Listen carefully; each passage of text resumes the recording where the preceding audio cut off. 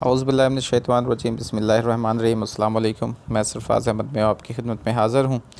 Psychology in Urdu के सिलसिले का हमारा आज का अगला लेक्चर, जो कि बीए बीएससी या एडीएस एडीए प्रोग्राम पार्ट 2 का जो एक चैप्टर नंबर 8 है सोशल साइकोलॉजी, उसका आज का हमारा ये लेक्चर है। ये वीडियो मैंने स्पेशली एग्ज़ाम्स के लिए एग्ज़ाम के पॉइंट ऑफ व्यू से बनाई है कि आने वाले एग्ज़ाम में इम्पोर्टेंट क्वेश्चंस जो सोशल साइकोलॉजी में ऐसे आ सकते हैं वो किस तरह से पूछे जाएंगे, और उसमें जो स्टूडेंट है उन्होंने उसको किस तरह से करना है। इसमें बहुत इंपॉर्टेंट है, एक दो क्वेश्चंस इसमें 8-8 नंबर के लाजमी जो है वो पेपर में आ जाते हैं। इसमें एटीट्यूड के हवाले से क्वेश्चन है, इसमें जो है ग्रुप्स के हवाले से क्वेश्चन है, इसमें प्रेजुडिस के हवाले से क्वेश्चन है, इसमें लीडरशिप की क्वालिटीज़ के हवाले से है, और इसमेन जो है मैस मीडिया के हवाले से यानी कम्युनिकेशन के हवाले से क्वेश्चन है। तो ये 4 बहुत इंपॉर्टेंट इसमें क्वेश्चन आते हैं। तो 4 में से 2 क्वेश्चंस लाजमी जो है आपके पेपर में आ सकते हैं, इसलिए इस लेक्चर को अच्छे से सुनिएगा, अच्छे से इसको प्रिपेयर कीजिएगा। और अगर इसमें डिटेल आपको चाहिए तो इसके लिए मेरी ये बुक जो स्क्रीन पे जिसका नज़र आ रहा है टाइटल पेज है, ये बुक मंगवाइएगा और इससे स्टडी कीजिएगा। इंशाल्लाह आप अच्छे नंबरों के साथ पास होंगे। और इस किताब की खसूसियत है, टू द पॉइंट है, क्वेश्चन आंसर्स की फॉर्म में है। अभी जब आपको सामने वीडियो आएगी तो आपको पता चल जाएगा कि किस तरह से आपको मैं पेज साथ में उसके बताऊंगा, दिखाऊंगा कि किस तरह से इसमें जो है क्वेश्चंस को लिखा गया है। तो आइए आज के लेक्चर का आगाज़ करते हैं। समाजी नफ्सियात की जब हम बात करते हैं तो सबसे पहले इसका तारुफ़ है। तो इंसान बेसिकली जो है एक सोशल एनिमल है बाय नेचर, और इंसान दूसरे इंसानों के साथ रहता है, सोसाइटी में रहता है, उठता बैठता है, बहुत कुछ सीखता है।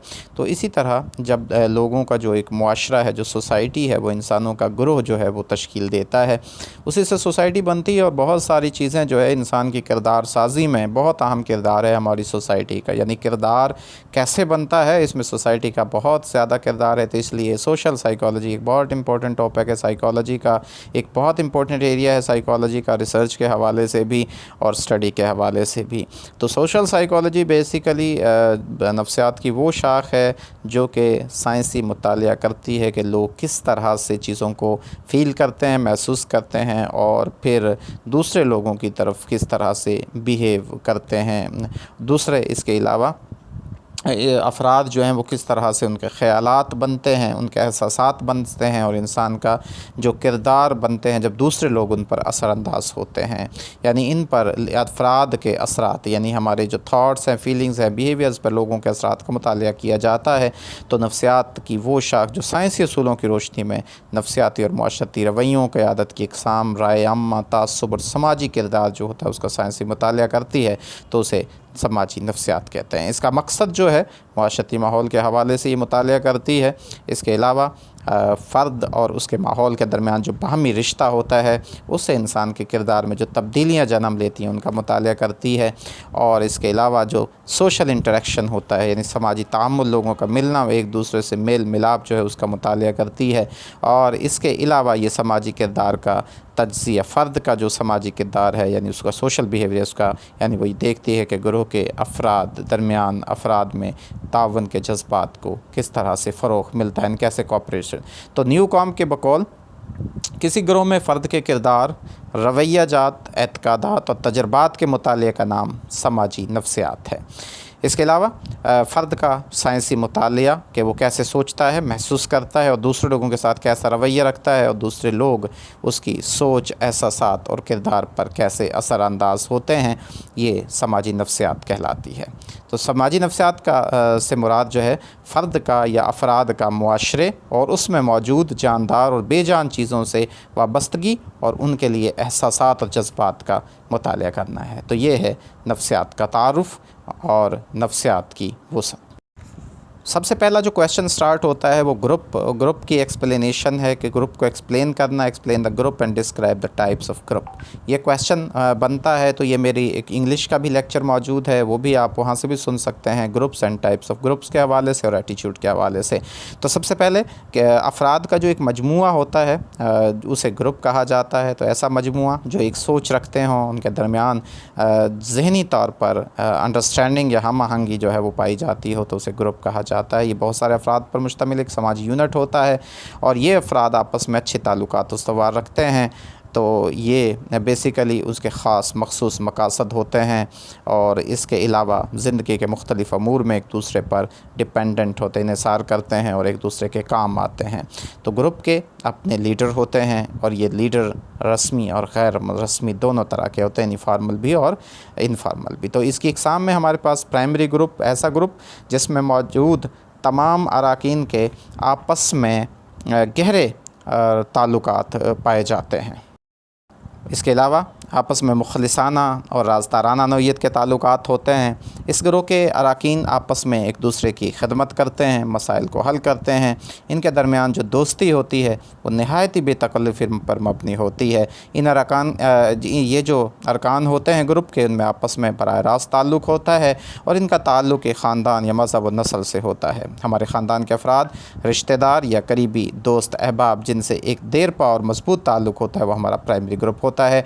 सेकेंडरी ग्रुप में ऐसे अफराद शामिल हों जिनके माबिन गहरी दोस्ती नहीं होती, बस आम सा ताल्लुक़ होता है। इनके अंदर आपस में खुलूस हल्की नौइयत का होता है।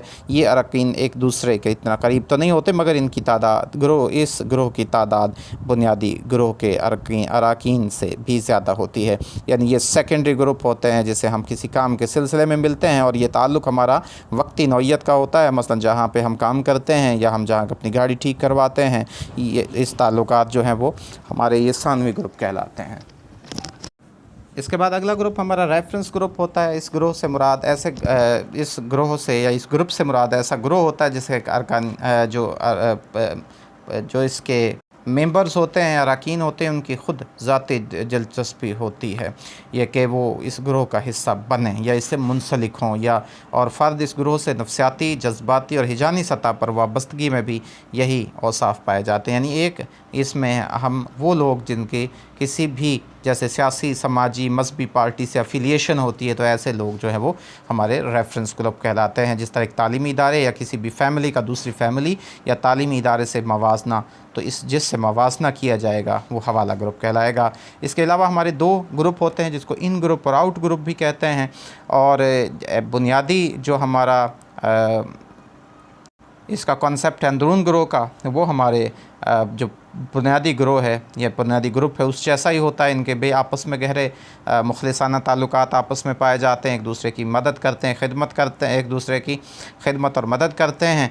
और ये भी इनमें भी वही औसाफ पाए जाते हैं जो बुनियादी ग्रोह के होते हैं। इस ग्रुप से मुराद वो ग्रुप जिससे आपका ताल्लुक़ होता है वो आपका अंदरून ग्रुप, मगर किसी मुकाबले के दौरान जिस टीम को आप सपोर्ट कर रहे हैं वो आपका अंदरून ग्रुप है और दूसरी टीम आपकी जो है बैरून ग्रुप है। इसी तरह आपका जिस सियासी पार्टी से ताल्लुक़ है वो आपका अंदरून ग्रुप है और दूसरी पार्टी आपके लिए वो आउट ग्रुप है। ठीक है, यानी आपका ख़ानदान से आपका ताल्लुक़ है वो इन ग्रुप है और जो दूसरा है वो आउट ग्रुप है। तो रेफरेंस ग्रुप और इसमें फ़र्क ये है कि उसमें हम एक का दूसरे के साथ रेफरेंस करते हैं, मवाजना करते हैं, और इसमें जिसमें हम शामिल होते हैं।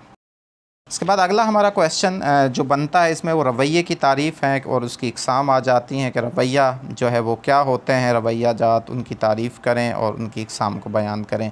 तो रवैया शख्सियत का वो अंसर, वो एलिमेंट है जिसका इज़हार एक शख्स अपनी मखसूस सोच, मखसूस एहसास और मखसूस अमल के ज़रिए करता है।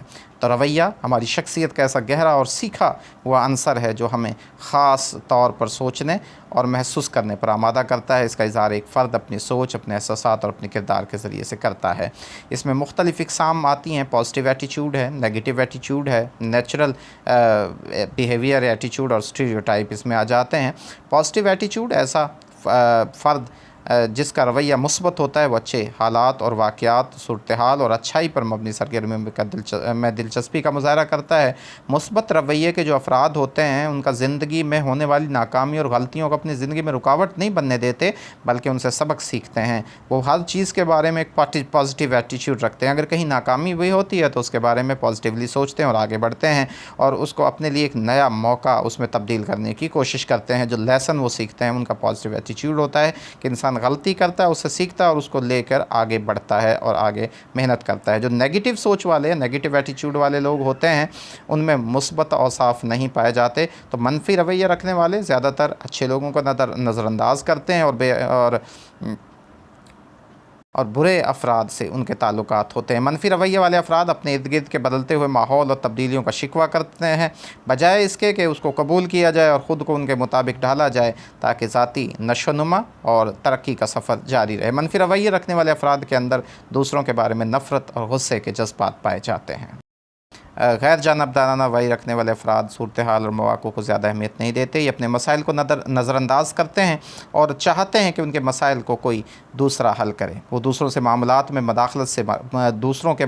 मदाखलत से गुरेज़ करते हैं और किसी के बारे में कोई भी राय देने से भी गुरेज़ करते हैं और ज़्यादातर गैर जानिबदारी का मुज़ाहरा करते हैं। इसके अलावा वो तब्दीली की ज़रूरत भी महसूस नहीं रखते हैं और ना ही इनके अंदर कोई ऐसी ख्वाहिश होती है कि वो अपने आप को तब्दील करें। इसके बाद स्टीरियोटाइप एटीट्यूड वाले लोग आते हैं जिसमें लचक नहीं होती।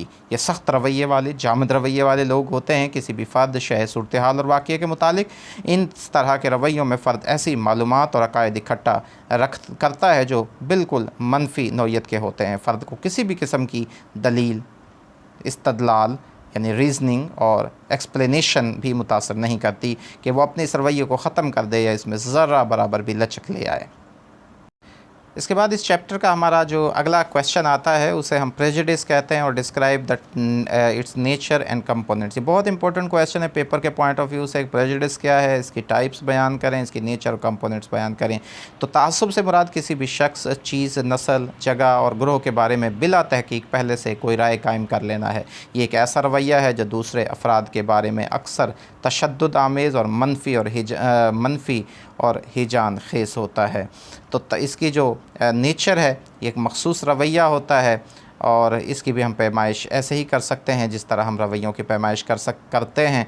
तो देखा जाए तो तासुब मनफी और मुस्बत दोनों तरह का होता है और तासुब के फ़ायदे भी होते हैं और नुकसानात भी होते हैं। तासुब की वजूहात में समाजी तबका बंदी है, यानी जो हमारे सोशल डिस्ट्रीब्यूशन है या स्टैंडर्ड्स हैं, तालीम, ज़राए बिलाग, नस्ल परस्ती, एहसास कमतरी और जिनसी तफरीक जो है ये इसकी वजूहात हैं। इसके अज्जा में, कंपोनेंट्स में 3 है बेसिकली। कॉग्निटिव कंपोनेंट्स हैं, अफेक्टिव कंपोनेंट्स हैं और बिहेवियरल कंपोनेंट्स हैं। कॉग्निटिव जो कंपोनेंट्स हैं इसमें फ़र्द किसी भी दूसरे फ़र्द, गिरोह, मौका या सूरत हाल के बारे में नापसंदीदा, नफ़रत पर मबनी एतकादात और ख़यालात रखता है। यानी फ़र्द के ख़यालात या उसकी सोच का महवर उस सूरत हाल, मौके के बारे में गलत और मनफी होता है। जब हम इफ़ेक्टिव कंपोनेंट्स की बात करते हैं तो इसमें वकूफ़ी कि जब इंसान के अंदर कॉग्निटिव कंपोनेंट्स आते हैं तो अब उनका इज़हार कैसे करता है। पसंदीदा जो मनफी या पसंदीदा ख़यालात होते हैं, अगर उनके साथ फ़र्द किसी दूसरे फ़र्द, मौके, गिरोह या सूरत हाल के बारे में जहरियत, गुस्सा, नफ़रत और खौफ के हिजानात भी रखता है तो इस तासुब के तासुरी अज्जा होते हैं। यानी जिस चीज़ के बारे में उसका प्रेजुडिस होता है उसके साथ जो उसका जो उसके बारे में उसके इमोशनल जो उसका वे होता है तो उसे उसका इफ़ेक्टिव कंपोनेंट यानी वो तासुर कैसा देता है उन कॉग्निटिव कंपोनेंट्स की वजह से, उस तासुब की वजह से उसका इफ़ेक्ट क्या होगा। किरदारी के मसलन जब कंपोनेंट्स की हम बात करते हैं तो इसमें फ़र्द किरदारी रद्द अमल का मुज़ाहरा करता है। मसलन फ़र्द के किरदार का किसी वाक़ये, सूरत हाल, फ़र्द, गिरोह के ख़िलाफ़ अमली तौर पर जारियत, यानी जब इंसान अमली तौर पर वो काम करता है, फ़िज़िकली वो काम करता है, जैसे अगर किसी से नफ़रत करता है, गुस्सा है तो उसे ज़ुबानी तौर पर गाली देता है या बुरा भला कहता है या उसके लिए वो नफ़रत के जज्बात का वर्बली जो है उसका इज़हार करता है और फ़िज़िकली उसका जो है वो नमूना उसके सामने शो करवाता है तो उसे हम बिहेवियरल कंपोनेंट्स कहते हैं। इसका इलाज अगर हम बात करें तो इस्लामी असूलों पर अमल करके, हम इस्लामी तालीमात पर अमल करके इसका ख़ात्मा कर सकते हैं। इक्वल राइट्स के बात करके, हम मसावी सलूक करके, लोगों के साथ बराबरी वाला सलूक करके, हुज़ूर पाक सल्लल्लाहु अलैहि वसल्लम की तालीमात पर अमल करके हम इसका ख़ात्मा कर सकते हैं।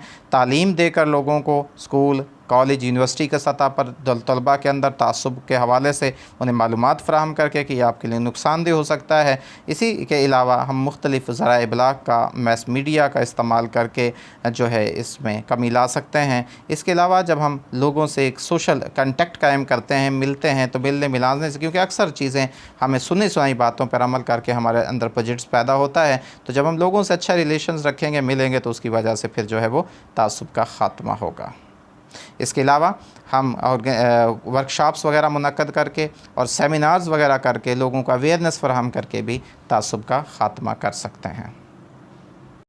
नेक्स्ट इसमें जो हमारा क्वेश्चन आता है वो लीडरशिप के हवाले से है। लीडरशिप क्या होती है और इकसाम क्या है और ख़ुसूसियात क्या है। लीडरशिप समाजी तौर पर असरअंदाज होने का एक अमल है जिसमें एक फ़र्द दूसरे लोगों से एक मुश्तरका काम या मकसद के लिए उनकी हिमायत और मदद हासिल करता है। तो लीडरशिप से मुराद वो फ़र्द या अफराद जो लोगों की ज़िंदगियों पर असरअंदाज होकर उनको मुख्तलिफ़ मकासद के लिए इस्तेमाल करते हैं, वो लीडरशिप कहलाती है। इसकी मुख्तलिफ़ इक़साम है जी। डेमोक्रेटिक लीडरशिप, जिसमें वो लोगों से राय लेता है, लोगों से, जिसे अवाम मुंतखब करती है, लोगों की वोट से मुंतखब होता है और जिसको अवाम के अक्सरियती वोट मिलते हैं वो कामयाबी हासिल करता है, वो लीडर बनता है, उसको जमहूरी क़यादत कहा जाता है। डिक्टेटरशिप ऐसा जो अपना ऐसी क़यादत जो अपना हुक्म ख़ुद बनवाती है और अपनी मर्ज़ी से लोगों को मुख्तलिफ़ मरात और आला ओहदों से भी नवाजती है। इस क़यादत में कोई साहिब इख्तियार शख्स या अपनी ताकत, ओहदे और इख्तियारात के ज़रिए ज़बरदस्ती क़यादत पर कब्ज़ा करके लीडर बन जाता है, जैसे फ़ौजी डिक्टेटर या बादशाहत वगैरह। इसके अलावा ब्यूरोक्रेटिक लीडरशिप आती है। ऐसी क़यादत से मुराद सरकारी हैसियत से मिलने वाली क़यादत जो नौकरशाही क़यादत में ओहदे की वजह से मुख्तलिफ़ इख्तियारात मिलते हैं, जैसे कि CSS PMS करके एक इंसान जो फ़र्द है वो सेक्रेटरी या कमिश्नर लगता है, तो बेसिकली वो लीडर जो बनता है। तो लेकिन इस क़यादत में अपनी मर्ज़ी से मगर इन इख्तियारात को जो वो हासिल करता है अपनी मर्ज़ी से इस्तेमाल में नहीं लाया जा सकता, बल्कि इख्तियारात जो ब्यूरोक्रेसी लीडरशिप को मिलते हैं उनका इस्तेमाल कवायद और ज़वाबित के तहत ही किया जाता है। इसके बाद फॉर्मल लीडरशिप होती है जिसमें कोई भी लीडरशिप एक अलामती क़यादत होती है, यानी कोई भी फ़र्द अलामती तौर पर कायद होता है। मसलन असल इख्तियारात जो होते हैं वो दूसरे लीडर के पास होते हैं या दूसरी क़यादत के पास होते हैं। जैसे पाकिस्तान के अंदर सदर की जो ओहदा है या क़यादत है वो एक रस्मी क़यादत है, असल इख्तियारात वज़ीर आज़म के पास होते हैं या पार्लियामेंट के पास होते हैं। तो इस तरह मुख्तलिफ़ इदारों और तंजीमों में कुछ ऐसी क़यादत होती है जो सिर्फ़ रस्मी होती है। अगर हम इसकी ख़ुसूसियात की बात करें लीडरशिप की, और ये बहुत इंपॉर्टेंट क्वेश्चन है पेपर के पॉइंट ऑफ व्यू से, तो इसमें एक तो कम्युनिकेशन स्किल्स होने चाहिए लीडरशिप के अंदर, दूसरा इंटरपर्सनल स्किल्स उसके अंदर होने चाहिए, एक दूसरे से बात करने के, एक दूसरे के साथ राब्ता है उन्हें एतमाद में लेने के, उनसे अच्छे ताल्लुकात और खुशगवार ताल्लुकात रखने के। फिर उसके अंदर फ्लेक्सिबल, लचक होनी चाहिए, रिजिड नहीं होना चाहिए एटीट्यूड। फिर डिसीज़न मेकिंग की सलाहियत होना चाहिए, फ़ैसला साजी की सलाहियत होनी चाहिए कि फ़ैसला करना जानता हो और उसमें उस पर पाबंदी भी करवाना जानता हो। इसके बाद प्रॉब्लम सॉल्वर होना चाहिए लीडर को। इसकी एक ख़ुसूसियत ये भी है वो लोगों के मसाइल को, चाहे इनफरादी सतह के हों या गिरोही सतह के हों, उनको हल करने की सलाहियत उसके अंदर मौजूद होनी चाहिए। इसके अलावा रिलायबल हो, लोग उस पर एतमाद करें, कॉन्फिडेंट हो, पूरा एतमाद हो, बाएतमाद हो, और ये उसके अंदर हॉनेस्टी होनी चाहिए, ईमानदारी होनी चाहिए लीडर के अंदर। और इसके अलावा लीडर जो है वो इंटेलिजेंट हो, ज़हीन हो और रिस्पॉन्सिबल हो, अपने काम का ज़िम्मेदार हो। तो माहिरीन के मुताबिक एक लीडर या कायद को ज़हीन और ज़िम्मेदार होना चाहिए। तो क़यादत के लिए ज़हानत एक बुनियादी ख़ुसूसियत है। इसके अलावा हमारे इस चैप्टर में एक और क्वेश्चन है जिसको ज़राए इबलाग़ कहते हैं। ज़राए इबलाग़ से मुराद वो ज़राए हैं जो कि कम्युनिकेशन के सोर्सेज़ हैं और फ़र्द के जो अपने ख़यालात दूसरे अफराद या ग्रोह तक पहुँचाने और अपनी बात, ख़यालात और एहसासात का मतलब वाज़ेह तौर पर दूसरों तक पहुँचाने और बातचीत करने का जो अमल है उसे इबलाग़ कहते हैं। और जो ज़राए इस बातचीत को दूसरे लोगों तक पहुंचाते हैं वो ज़राए इबलाग़ कहते हैं। इसमें दो तरह के होते हैं जी, इलेक्ट्रॉनिक मीडिया सोर्सेज़ होते हैं और प्रिंट मीडिया सोर्सेज़ होते हैं। इलेक्ट्रॉनिक मीडिया सोर्सेज़ के अंदर हमारे पास जो है वो बरकी ज़राए, जिनमें radio, TV, VCR, computer, internet और फिल्में वगैरह होती हैं जिसके ज़रिए से पहुंचता है। तो रेडियो जो है एक मुफीद चीज़ है और बहुत पुरानी, जिसमें कम ख़र्चे में और कम बग़ैर किसी पैसे के हम मुख्तलिफ़ नशरियात के ज़रिए से लोगों तक अपनी बातचीत और उनको पहुंचाते हैं। बहुत सारे प्रोग्राम तालीम के हवाले से, किसानों के हवाले से, ज़रूरी हवाले से वो बहुत सारे प्रोग्राम नशर किए जाते हैं जिसके ज़रिए से लोगों को मालूमात दी जाती हैं। टेलीविज़न है इंतहाई मौसर तरीन और जदीद ज़रिया इबलाग़ है। आप देखते हैं बहुत सारे तफरीही, तालीमी, मालूमाती प्रोग्राम, सियासी प्रोग्राम, बच्चों के कार्टून्स प्रोग्राम्स, बहुत सारे प्रोग्राम जो है वो टेलीविज़न के ज़रिए से लोगों तक पहुँचते हैं। इसी तरह DVDs हैं और CDs के ज़रिए से हम मालूमात जो है वो लोगों तक फ़िल्मों की सूरत में डॉक्यूमेंट्रीज़ की सूरत में लोगों तक पहुँचती हैं, उनको महफूज रखते हैं। इसी तरह सॉन्ग्स हैं, कव्वालियाँ हैं, नातें हैं, इनको सीडीज़ के ऊपर प्रिंट करके उनको उसमें सेव करके दूसरों तक पहुँचाया जाता है। इसी तरह इंटरनेट और कंप्यूटर का एक सोर्स है जो आजकल जदीद सोर्स है, जिसके ज़रिए से आप मिनटों सेकंडों में दुनिया के जिस मुल्क के बारे में इंफॉर्मेशन हासिल करना चाहें, जिस टॉपिक पर आप सर्च करना चाहें, आप रिसर्च करना चाहते हैं, आप लोगों के मालूमात उसके बारे में जानना चाहते हैं, सर्वे करना चाहते हैं, तालीमी, सकाफ़ती, सियासी, समाजी, मजहबी, किसी भी लिहाज से आप उसके बारे में जानना है तो इंटरनेट आपके लिए एक बेहतरीन सोर्स ऑफ इंफॉर्मेशन जो है वो मुहैया करता है। इसी तरह हमारा प्रिंट मीडिया आता है। प्रिंट मीडिया के अंदर अखबारात हैं, इसमें मैगज़ीन्स हैं और बुक्स हैं, और इन सब का मकसद भी लोगों को जो बातें हैं, जो लोगों के माइंड में चीज़ें हैं वो दूसरों तक पहुंचाना असल मकसद होता है कि जो मालूमात, जो भी ख़बरें हैं, जो भी मुख्तलिफ़ बीमारियों के हवाले से हो गई या मुख्तलिफ़ तालीमी लिहाज से कोई भी चीज़ें हैं, तो उनका बेहतरीन ज़रिया चाहे वो अखबार है, वो मैगज़ीन्स हैं, वो कुतब की सूरत में लोगों तक पहुंचती है, तो ये भी एक ज़राए इबलाग की हैसियत रखते हैं। तो ये तो था जी आज का हमारा लेक्चर जो कि सोशल साइकोलॉजी के ऊपर था। उसमें हमने मुकम्मल तौर पर आपको डिटेल फ़राहम की हैं, सारे टॉपिक्स जो हैं वो बताए हैं कि उसमें क्या चीज़ें और किस तरह से पूछी जा सकती हैं, और मैंने ब्रीफली उनके बारे में जो है वो कंटेंट्स आपको बयान कर दिए। अगर आप इसको समझेंगे, इनको जानेंगे, अपने पॉइंट्स तैयार करेंगे, ख़ुद से लिखेंगे, तो बहुत अच्छे नंबर्स आप इसमें हासिल कर सकते हैं। अल्लाह ताला से दुआ है कि अल्लाह ताला आपको ज़िंदगी के हर मैदान में कामयाबी नसीब फ़रमाए। अल्लाह ताला आपकी ज़िंदगी में आसानियाँ नसीब फ़रमाए और आसानियाँ तकसीम करने की तौफ़ीक नसीब फ़रमाए। आपको बहुत शुक्रिया, दुआ में याद रखिएगा। अल्लाह हाफ़िज़।